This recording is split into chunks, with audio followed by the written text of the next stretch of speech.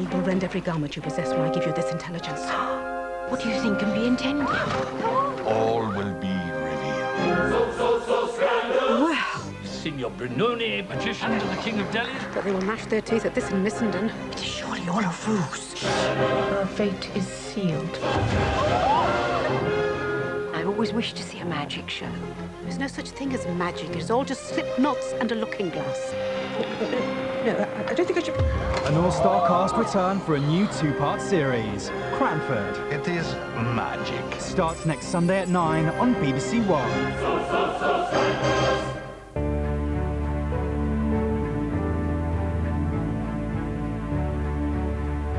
A little later than planned, the BBC News, now on BBC1 with Mishal Husain. Hit in the face as he signs autographs, the Italian Prime Minister is attacked in Milan. Silvio Berlusconi is left bloodied and bruised. He'll spend the night in hospital. Common sense rules vetting for volunteers who work with children is watered down. The government denies a climb down. I've not done a U-turn, and I think what we're doing here is making sure that we keep children safe. I've looked at the details. We're making some changes, and that's a good thing to do, but the fundamentals of the scheme are still in place. The Prime Minister's surprise visit to Afghanistan, President Karzai says sorry for the British lives lost. Surprise result as Manchester United's Ryan Giggs scoops the BBC Sports Personality of the Year. Joe! And Joe has the X Factor at the end of a record-breaking series for ITV.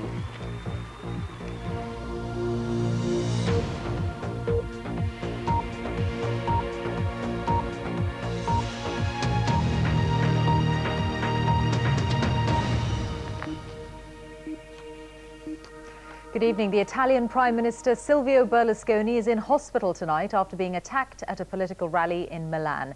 A man is believed to have hit Mr. Berlusconi in the face with a statuette as he was signing autographs. He's reported to have suffered a fractured nose and 2 broken teeth. From Italy, Duncan Kennedy's just sent this report. Silvio Berlusconi rarely misses an opportunity to meet his supporters. Tonight, mingling among the crowds after a rally in Milan. It was as he was signing autographs and offering Christmas greetings that the attack took place. Several chaotic seconds followed as onlookers and the Prime Minister's security guards reacted. A man had apparently struck Mr. Berlusconi with an object, possibly a statue or model. It hit the Prime Minister full in the face. The 73-year-old leader was stunned by the attack. His aides bundled him into his car. But a few moments later, he emerges with the blood covering his mouth and surrounding area clear to see. After that, he was pulled back inside and the car rushes him to hospital, leaving eyewitnesses to relate what they saw. Berlusconi came towards us to greet us, and this idiot came from behind and he threw this metal thing in his face, right here in his face. I think the attacker was shocked too, because he didn't think he'd hit him.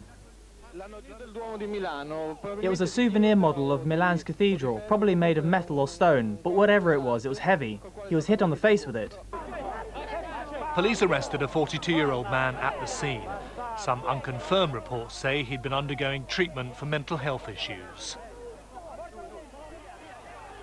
Tonight, Mr. Berlusconi's supporters are saying this attack was part of a campaign of hatred by his left-wing opponents, angry over his recent sex scandals and court cases. Whatever the motivation, the fact that someone has managed to inflict injury on the leader of a major Western nation will now be the basis of a full inquiry. And we can speak to Duncan live. Now, Duncan, what's the latest you have for us? What are they saying about this incident?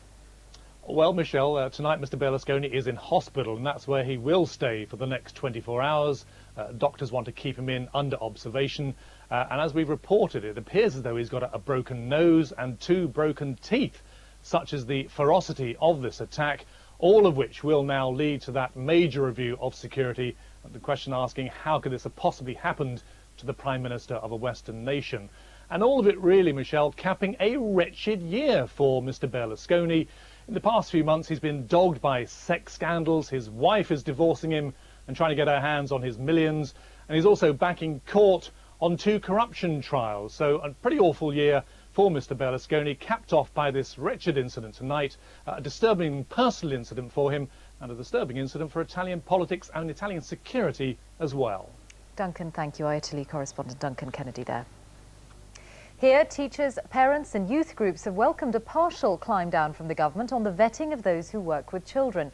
The original proposals are being watered down, meaning fewer people will need criminal records checks. But the school secretary, Ed Balls, has denied a U-turn, as Carol Walker now reports. Sunday morning football in a West London park. Whilst there may be no problem here, the government wants to protect all children from paedophiles or others who might harm them without creating a bureaucratic nightmare for parents. The changes to its vetting scheme are an acknowledgement the original plans went too far, though the minister denies backtracking. I've not done a U-turn, and I think what we're doing here is making sure that we keep children safe. I've looked at the details, we're making some changes, and that's a good thing to do, but the fundamentals of the scheme are still in place.